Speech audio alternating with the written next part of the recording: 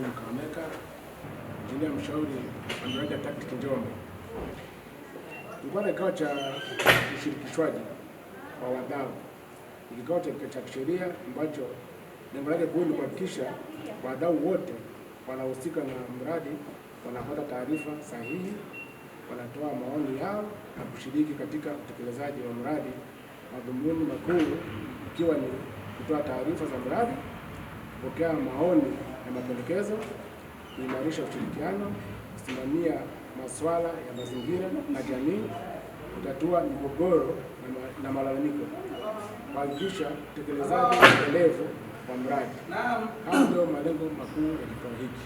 Faida za upande wa wananchi ni kuwa aware kwamba kuna mradi unafanyika ambapo kuna fursa wanaweza kuzipata kama ajira na elimu ya utumiaji wa barabara wakati wa mradi unafanyika, na pia uwezeshwaji kiuchumi na kijamii, kwa sababu kama utapata ajira ina maana kwamba utaongeza kipato, kwa sababu mradi utachukua wafanyakazi wengi sana, ambapo tunatarajia kwamba tuajiri watu kutoka maeneo ambapo mradi unafanyika. Hiyo ndio upande wa wananchi.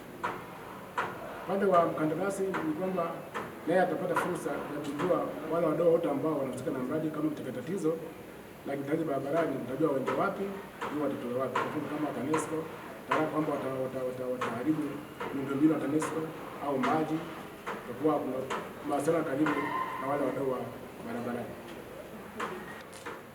Kikao hiki ni cha kwanza, kiso cha mwisho, na wadau wanakaribishwa kutoa maoni wakati wowote, aidha kwa njia ya ana kwa ana au kwa barua, kwa sababu ofisi zetu ziko hapa.